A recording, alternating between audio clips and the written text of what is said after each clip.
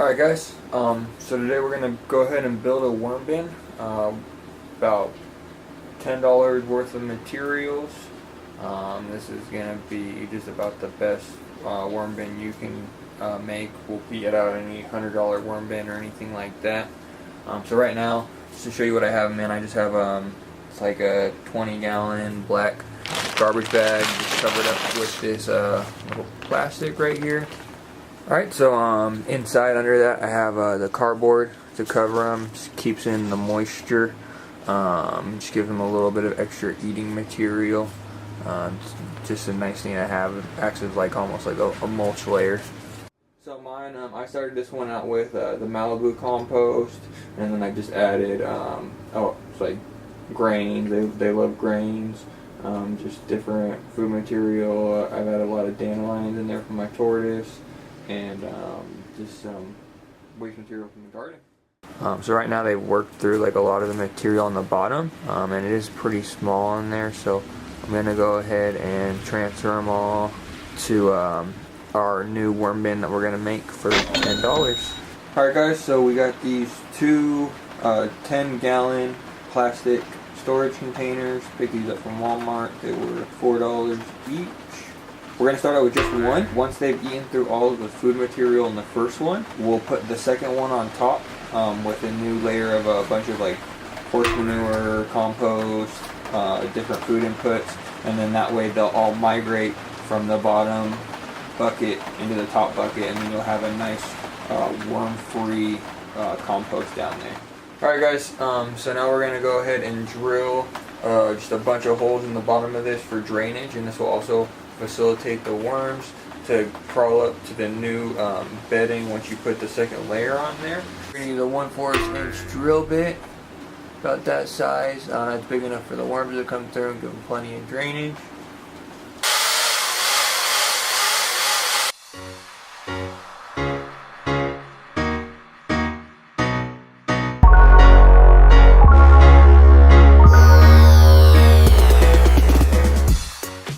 Alright guys, so we drilled all the holes in there. As you can see, I did go a little overkill. Got about 40 holes. You don't have to go that crazy. You only need around like 20 or so probably. Just going a little crazy with the drill. So let's go ahead and we're going to make holes at the top of the storage container. This is going to be for the ventilation. If you have like a 1/16 drill bit, that would be perfect. I don't have one available. So I just have this little pick right here, dab that thing up, put about 30 of those just all around the top, about 2 inches from the top.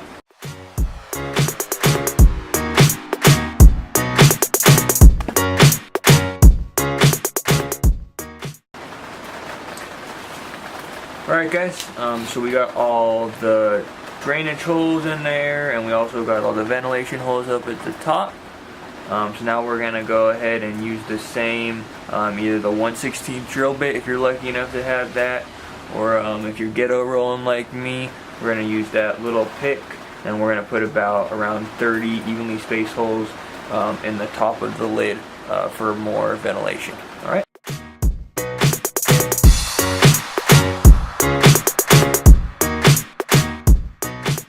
So we got the bin set up on the bottom. Show you, I got two little 2x4s cut up, about probably maybe 6 inches each. Alright guys, so I shredded up some cardboard, put that as a little fine layer on top of all those drainage holes.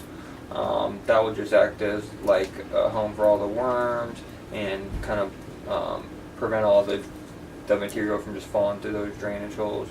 As you guys can see, that compost I started out with maybe about like 500 worms. It is just jam-packed.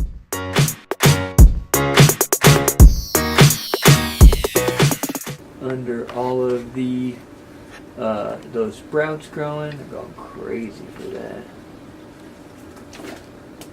As you see, this is the stuff from the bottom.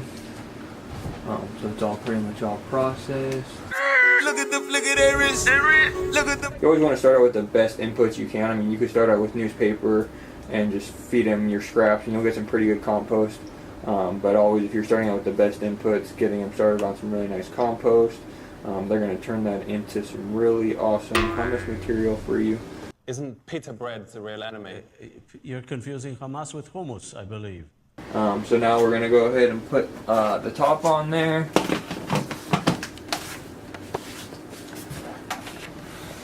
Alright guys, so there you go, your $10 worm bin. In a couple months, maybe like a month or two, you'll have some nice black gold to feed to your plants.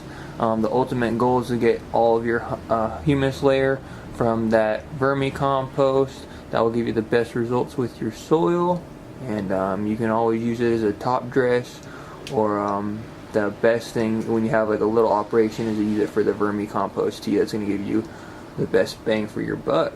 So I'll see everyone later, and take it easy. Happy vermi composting.